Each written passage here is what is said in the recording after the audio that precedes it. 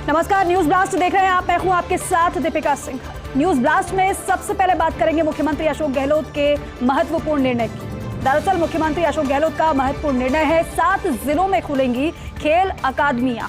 खेल अकादमियों के लिए 14.25 करोड़ रुपए की वित्तीय मंजूरी मुख्यमंत्री की तरफ से दी गई है।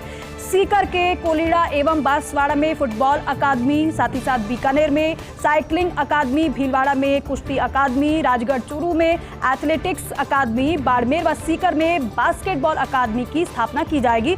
मुख्यमंत्री ने ये निर्णय लिया है। इन अकादमियों का निर्माण 2 करोड़ रुपए की लागत से होगा। डीडवाना नागौर में कबड्डी अकादमी का निर्माण 25 लाख रुपए की लागत से किया जाएगा। मुख्यमंत्री का यह महत्वपूर्ण निर्णय है। खेल को बढ़ावा देने के लिए यह फैसला मुख्यमंत्री की तरफ से लिया गया है। आपको बताएं कि 7 जिलों में खेल अकादमियां खोली जाएंगी और जिसके लिए मुख्यमंत्री की तरफ से वित्तीय मंजूरी भी दी जा चुकी है। खेल अकादमियों के लिए 14.25 करोड़ रुपए की वित्तीय मंजूरी सीएम ने दे दी है। दरअसल सीकर के कोलीड़ा और एवं बांसवाड़ा में फुटबॉल अकादमी खोली जाएगी, बीकानेर में साइकिलिंग अकादमी खोली जाएगी, भीलवाड़ा की बात करें तो भीलवाड़ा में कुश्ती अकादमी खोली जाएगी, राजगढ़ चूरू में एथलेटिक्स अकादमी खोली जाएगी, वहीं बाड़मेर और सीकर में बास्केटबॉल अकादमी की स्थापना की जाएगी। इन अकादमियों का निर्माण दरअसल 2 करोड़ रुपए की लागत से होगा। डीडवाना नागौर में कबड्डी अकादमी का निर्माण जो होगा वो 25 लाख रुपए की लागत से किया जाएगा। तो देखिए, मुख्यमंत्री अशोक गहलोत ने स्वीकृति दी है। 1.20 लाख हेक्टेयर कृषि क्षेत्र होगा जैविक में परिवर्तित। 50,000 किसानों को इससे 5-5 हजार रुपए का अनुदान मिलेगा। जैविक खेती हेतु प्रति कृषक 5,000 रुपए का अनुदान दिया जाएगा। इस राशि से कृषक खेतों की उर्वरकता को बढ़ाने के लिए कार्य करेंगे। किसानों को जैविक बीज, जैव उर्वरक और कीटनाशी उपलब्ध कराए जाएंगे। साथ ही साथ इसमें जो लगभग 23.57 करोड़ रुपए की लागत आएगी, तो इसके लिए भी मुख्यमंत्री की तरफ से स्वीकृति दे दी गई है। आपको बताएं कि जैविक खेती हेतु प्रति कृषक 5,000 रुपए का अनुदान दिया जाएगा। इस राशि से कृषक खेतों की उर्वरकता को बढ़ाने के लिए कार्य किया जाएगा। किसानों को जैविक बीज, जैव उर्वरक और कीटनाशी उपलब्ध कराए जाएंगे और इसमें लगभग 23.57 करोड़ रुपए की लागत आने वाली है। और देखिए, एक बार फिर सिरमौर बना है Rajasthan housing board. Housing board की झोली में आए हैं 4 और प्रतिष्ठित award. City park, coaching hub, Jaipur Chowpatty और मुख्यमंत्री प्रहरी अध्यापक आवासीय योजना को राष्ट्रीय स्तर पर सराहा गया है। एक बार फिर से काम की तारीफ हुई है। शहरी विकास मंत्रालय, भारत सरकार की इकाई IBC यानी इंडियन बिल्डिंग्स कांग्रेस ने सम्मानित किया है हाउसिंग बोर्ड को। हाउसिंग बोर्ड के 4 प्रोजेक्ट्स को एक्सीलेंस इन बिल्ट एनवायरनमेंट के लिए सम्मानित किया गया है। Housing board commissioner Pawan Arora ने कहा है इस पर कि सम्मान अकेले अधिकारी का नहीं बल्कि पूरी टीम का होता है। विगत 4 वर्ष पूर्व आमजन का विश्वास हाउसिंग बोर्ड से पूरी तरीके से उठ गया था, लेकिन RHB लगातार घाटे में जा रहा था। लेकिन RHB के अधिकारियों, कार्मिकों की ऊर्जा ने नामुमकिन को भी मुमकिन कर दिखाया है और इसलिए आज RHB के कार्यों की तारीफ हो रही है।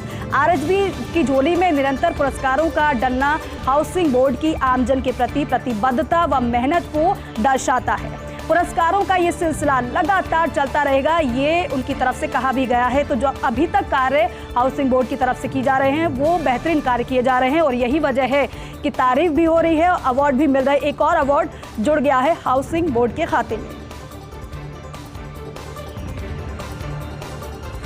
महारो जयपुर, प्यारो जयपुर अभियान का असर नजर आ रहा है। उत्तर और दक्षिण जिले में नहीं होगा जयपुर जिले का विभाजन। दरअसल मंत्री प्रताप सिंह खाचरियावास ने सरकार की ओर से घोषणा की है।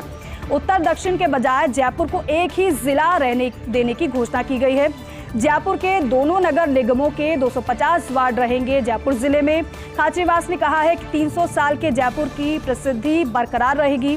राजनीतिक, सामाजिक और व्यापार संगठन ने आभार इसके लिए जताया है। मुख्यमंत्री अशोक गहलोत और मंत्री खाचरियावास का धन्यवाद भी जताया गया है। तो देखिए, दरअसल मंत्री प्रताप सिंह खाचरियावास ने सरकार की ओर से घोषणा की है कि उत्तर दक्षिण के बजाय जयपुर को एक ही जिला रहने देने की घोषणा की गई है। जयपुर के दोनों नगर निगमों के 250 वार्ड जो कि जयपुर जिले में ही रहेंगे। खाचरियावास ने यह भी कहा है कि 300 साल के जयपुर की प्रसिद्धि बरकरार रहेगी। राजनीतिक, सामाजिक और व्यापार संगठन ने आभार जताया है। मुख्यमंत्री अशोक गहलोत और मंत्री प्रताप सिंह खाचरियावास का धन्यवाद भी जताया गया है। और चलिए अब आपको ओल्ड पेंशन स्कीम को लेकर बड़ा अपडेट दे देते हैं। दरअसल कर्मचारी संगठनों के प्रतिनिधियों को ओपीएस के अलावा कुछ भी और मंजूर नहीं है।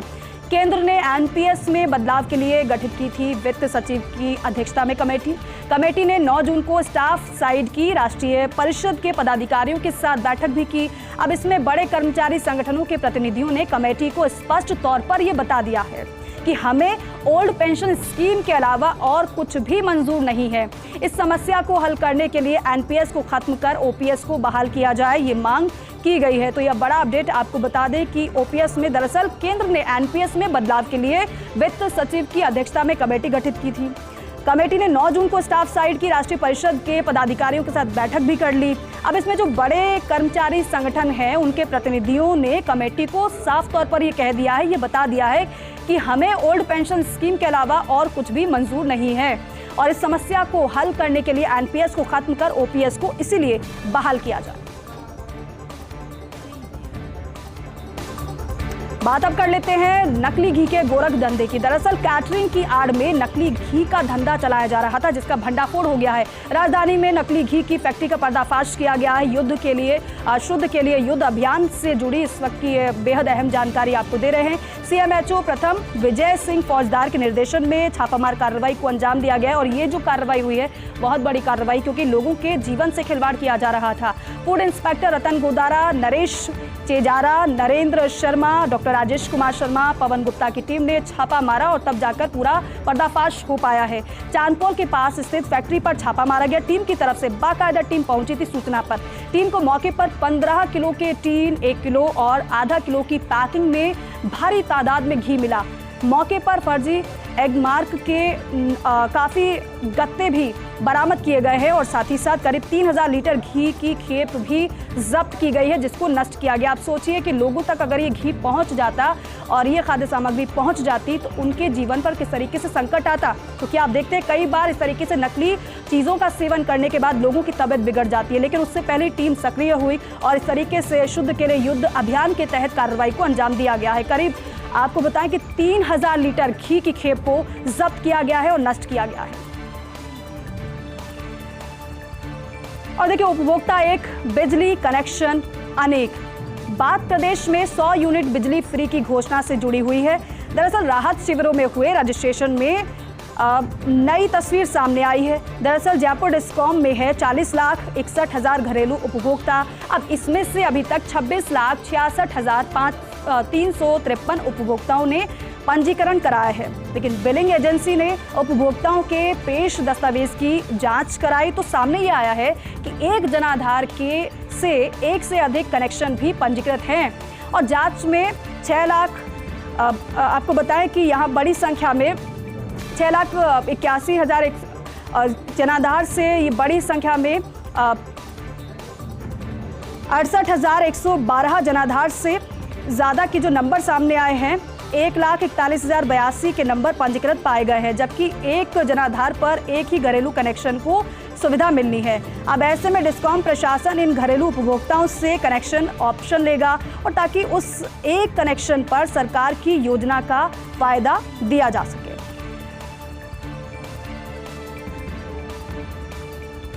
भाजपा राष्ट्रीय उपाध्यक्ष वसुंधरा राजे का 3 दिवसीय झारखंड दौरा। 13, 14 और 15 जून को झारखंड दौरे पर रहेंगी पूर्व मुख्यमंत्री वसुंधरा राजे। मोदी सरकार के 9 साल पूरे होने पर आयोजित कार्यक्रमों में वसुंधरा राजे हिस्सा लेंगी और पहले 10, 11 और 12 जून को प्रस्तावित था राजे का झारखंड का दौरा। अब 11 और 12 जून को झारखंड बंद के आह्वान के चलते कार्यक्रम में फेरबदल हुआ है। दरअसल स्थानीय संगठन के सुझाव के वजह से बदला गया है। राज्य के तय कार्यक्रमों में बदलाव हुआ है। दरअसल अब जो वसुंधरा राजे हैं वो 3 दिवसीय झारखंड के दौरे पर रहने वाले हैं। आपको बताएं कि पहले तारीख अलग थी, लेकिन बाद में जाकर थोड़ा कार्यक्रम में बदलाव किया गया। अब 13, 14 और 15 जून को झारखंड के दौरे पर रहेंगी पूर्व मुख्यमंत्री वसुंधरा राजे। मोदी सरकार के 9 साल पूरे होने पर लगातार, क्योंकि अलग अलग तरीके से अलग अलग राज्यों में कार्यक्रम किए जा रहे हैं, लेकिन झारखंड की बात करें तो वहां पर भी मोदी सरकार के 9 साल पूरे होने पर कार्यक्रमों का आयोजन किया जा रहा है। उसमें वसुंधरा राजे हिस्सा लेंगी। पहले जो कार्यक्रम था, जो दौरा था, वो 10, 11 और 12 जून को प्रस्तावित था, लेकिन उसके बाद बदलाव हुआ कार्यक्रम में। 11 और 12 जून को झारखंड बंद के आह्वान के चलते कार्यक्रम में फेरबदल स्थानीय संगठन के सुझाव के बाद राज्य के तय कार्यक्रम में बदलाव किया गया। राहुल की यूएस यात्रा पर गृह मंत्री अमित शाह का निशाना देखने को मिला है। विदेश जाकर अपने देश की बुराई करना किसी भी नेता को शोभा नहीं देता है, गृह मंत्री अमित शाह ने कहा है। न केवल गृह मंत्री अमित शाह की तरफ से बल्कि भारतीय जनता पार्टी के कई नेताओं की तरफ से इस बात को कहा गया है। अब गृह मंत्री अमित शाह ने कहा है कि इस तरीके से विदेश जाकर अपने ही देश की बुराई करना किसी भी नेता को शोभा नहीं देता है। आगे वो कह रहे हैं कि राहुल गांधी अपनी हरकतों से बाज नहीं आ सकते हैं। वे भारत का अपमान करने का कोई मौका नहीं छोड़ते हैं। हर विदेश यात्रा में राहुल अपनी गलतियों को दोहराते हैं। गुजरात के पाटन जिले में एक रैली को संबोधित कर रहे थे शाह। उस दौरान उन्होंने ये बात कही। अमित शाह ने राहुल को अपने पूर्वजों से सीख लेने की सलाह तक दे डाली है। राहुल गांधी विदेश यात्रा पर गए और वहां पर इस तरीके से उनकी तरफ से जो बयान दिए गए उसको लेकर भारतीय जनता पार्टी के तमाम नेता पहले से अपनी प्रतिक्रिया दे चुके हैं, लेकिन अब अमित शाह की तरफ से बात कही गई है। इस तरीके से किसी नेता को अपने ही देश की बुराई करना शोभा नहीं देता है। उन्होंने यहाँ तक कह दिया कि राहुल को अपने पूर्वजों से सीख लेनी चाहिए। आखिर मैडम वसुंधरा क्यों खरीदती हैं किताबें? ये सवाल आपके जहन में भी होगा। क्या अपने ज्ञान संवर्धन के लिए जाती हैं बुक शॉप? वो एक प्रत्यक्षदर्शी को दिया इस सवाल का जवाब। उन्होंने कहा कि मैं स्ट्रेस कम करने के लिए खरीदती और पढ़ती हूँ किताबें। मैडम का जवाब सुनकर बहुत प्रभावित हुआ प्रत्यक्षदर्शी। तो देखिए, किताबें पढ़ना अच्छी बात होती है और सलाह भी दी जाती है कि आपको अगर माइंड फ्रेश करना है या फिर जानकारी बढ़ानी है तो किताबें आपको पढ़नी चाहिए। अब यही कौतूहल एक व्यक्ति में था, तो एक प्रत्यक्षदर्शी में था। जब मैडम किताब खरीद रही थी, इस दौरान उन्होंने सवाल किया मैडम से, तो उन्होंने कहा कि मैं जो किताब खरीदती हूँ दरअसल स्ट्रेस कम करने के लिए खरीदती हूँ किताबें और पढ़ती भी हूँ। मैडम का जवाब सुनकर जो प्रत्यक्षदर्शी था वो बेहद प्रभावित हुआ। सागर में भारतीय नौसेना का मेगा ऑपरेशन। फ्रांस और संयुक्त अरब अमीरात के साथ युद्धाभ्यास में ताकत दिखाई गई है। 35 से ज्यादा विमानों और 2 युद्धपोतों के साथ युद्धाभ्यास किया गया है। नौसेना ने अपने बेड़े के कई बड़े बड़े विमानों का प्रदर्शन इस दौरान किया है। आईएनएस विक्रमादित्य, आईएनएस विक्रांत के साथ जहाजों व पनडुब्बियों का प्रदर्शन किया गया है। हिंद महासागर की रक्षा के लिए अहम माने जाते हैं ये दोनों विमान वाहक पोत, जिससे युद्धाभ्यास किया गया है। तो यहाँ पर विमानों के जरिए युद्धाभ्यास किया गया है। और आपको बताएं कि आईएनएस विक्रमादित्य, आईएनएस विक्रांत के साथ जहाजों व पनडुब्बियों का प्रदर्शन किया गया है। हिंद महासागर की रक्षा के लिए ये दोनों ही विमान वाहक पोत अहम बेहद माने जाते हैं। और देखिए, ब्रिटेन के पूर्व पीएम ने छोड़ी सांसदी। बोरिस जॉनसन ने अचानक अपनी सांसदी से इस्तीफा दिया है। कोरोना के दौरान प्रधानमंत्री रहते हुए पीएमओ में पार्टी करने के उन पर आरोप लगे थे और मामले की जांच के लिए हाउस ऑफ कॉमन्स ने बनाई थी एक कमेटी ने बीते शुक्रवार को अपनी रिपोर्ट सौंपी और जिसमें ये कहा गया कि बोरिस जॉनसन पर पाबंदियां लगाने की बात कही गई। इस्तीफा देने के बाद बोरिस जॉनसन ने कहा कि कुछ लोग मुझे फंसा रहे हैं, वो अभी तक कोई सबूत नहीं दे पाए हैं। चंद लोग मिलकर मुझे बाहर निकाल रहे हैं। मेरा राजनीतिक करियर खत्म करने की साजिश हो रही है। आईपीएस डॉक्टर कमल किशोर सिंह ने इस्तीफा दिया है। बिहार सरकार पर उत्पीड़न का आरोप लगाते हुए इस्तीफे की पेशकश उन्होंने की है। दरअसल बिहार कैडर के 1996 बैच के आईपीएस अफसर है डॉक्टर कमल किशोर सिंह, जिन्होंने इस्तीफे की पेशकश की है। हाल ही में एडीजी एससीआरबी आधुनिकीकरण से लगाया था ADG civil defence. Doctor Kamal Kishore ने राज्य सरकार पर आरोप लगाते हुए ये कहा है कि सरकार न केवल मुझे महत्वपूर्ण कार्यों से दूर रख रही है बल्कि विभाग के अधिकारियों द्वारा प्रताड़ित भी मुझे किया जा रहा है।